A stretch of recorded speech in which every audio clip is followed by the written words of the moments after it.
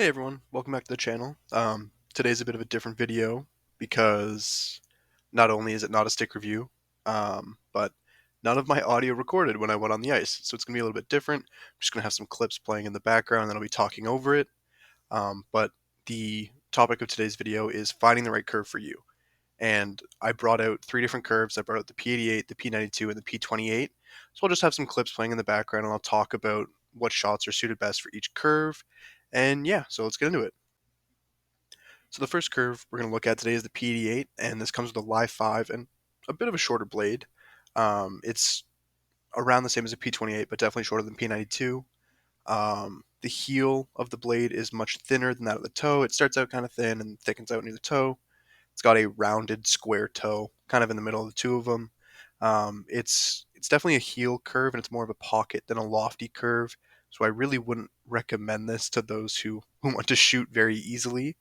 And I found that was the biggest difference between the P88 to the P92 and the P28. Is that it takes a lot more effort to shoot with the curve, and you have to shoot off the heel of your blade rather than off like the middle of your blade or off the toe, because if you do that, it's not going to come off the way you expect it, and it's just much more challenging to do.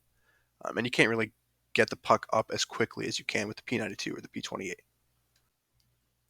So this curve is great for puck handling, but it's kind of limited to puck handling in a straight line or doing anything laterally. Because I found if I ever needed to make a quick change of direction or do any sort of drag movement, it was challenging because there's no hook at the toe, there's no real curve there. So if you do it too quickly, it can just slide right off and you lose control. So you need to keep that in mind when choosing this curve. That if that's how you play, and you change direction a lot of the times, and you use that to get around defenders or just get yourself out of precarious situations, then I can't really see myself recommending this curve to you. Like if you're a forward, I don't see why you would be choosing this curve over something like the P92 or the P28. There's just so many better options, I think. And it's just, this might be a personal bias, but it just lacks in so many areas for me to really recommend it to anybody. But yeah, overall, not my favorite of the three. But let's move on to the P92.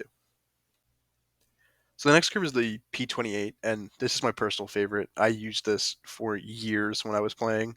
Um, and I love it. It's great for shooting, great for stick handling, great for passing, anything that you can name. It's great. The only issue I had when I was shooting with this curve was the stick I chose to shoot with it. I really do not like that stick. I would not recommend it. But anyways, that's besides the point. This curve excels for shooting, but it kind of lacks in distance shooting. That's kind of where it lacks. But it really excels up close. You're taking quick shots, curl and drag shots, anything that you have to get off quick. This curve really excels at, and I really enjoy shooting with it. Just a great shooting experience. Puck handling with the stick is also a ton of fun because you have lots of drag. The puck won't just roll off your stick, and you feel like you're really in control, which is very nice. So something that's very special about the P28 is that it's got a dual lie. It's got a rocker on the bottom. So on the heel, you're going to be with a lie 5, and then it's kind of got a hinge point in the middle of the blade towards the toe where it switches to a lie 6. So it allows you to really pull it in closer to your body and shoot off your toe. And it's very helpful, and it's just a lot of fun to shoot with. It does take some getting used to. So if you're switching from something like a P88 or a P92, you have to get used to the rocker because it can feel kind of strange, but it's probably my favorite curve out of the three of these. It's just a great curve to shoot with. There is another thing that you really do need to get used to when you either switch to a P28 or you've been shooting with one for a while is it's a big curve. Like it takes a it takes a good bit of time to get used to and get comfortable shooting with it because a lot of the times you're going to take a shot it's just going to sail over the net. So make sure you you really pay attention to where you're shooting for the first little bit until you become really accustomed to the curve. The next curve we're going to be looking at is the P92. So before I do move on to talking about the P92, my last few shots I had with the P28, I set up the radar gun and was really trying to shoot as hard as I could. And I didn't really do any slap shots, just wrist shots and snapshots. And out of the three curves, the P28 recorded the highest exit velo of the day, which was around 85 miles an hour. And I actually broke another puck in half when I was recording, and it should be coming up on the screen soon. So I thought that would just be a fun thing to note. But yeah, we'll move on to the P92 now. So the P92 can come in either Live 5 or Live 6. I know Bauer has the option to do either Live 5 or Live 6, and I don't think CCM offers Live 5. I think they're just Live 6. I definitely know True offers different Live options at the P92, but for them it's TC2, and for CCM it's the P29. Um, but the curve it's the same with any brand you go to, and with Warrior it's W03, but it's got a round toe, a medium to long blade. It's longer than the P28 and the P88. Not much of a rocker, definitely not as much as the P28, but a little bit more than the P88. It's kind of a lofty curve that starts in the middle of the blade, so it still gives you a little bit of the ability to shoot off the toe and the heel. All around, it's good at anything you can throw at it. So I definitely recommend this to anyone who wants to try it.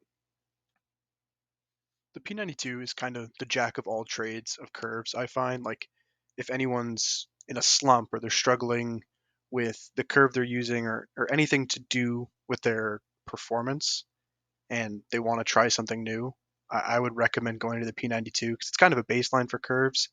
It's good at everything, but it doesn't necessarily stand out at any one thing.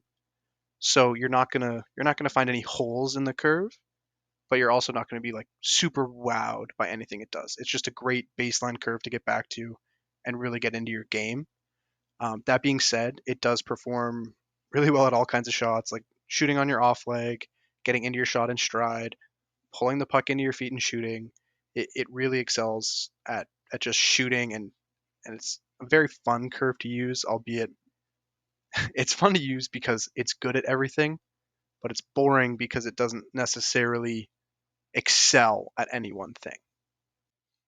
So I just want to close it out by saying thanks for tuning in and listening to this video rather than necessarily watching and having it be more entertaining. And I'm sorry that it took so long to get this video out. I had a ton of issues with my audio, and then files were corrupting when I was transferring it from my phone to my computer.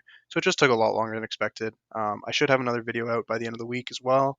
I'll be reviewing the CCM FD5 Pro.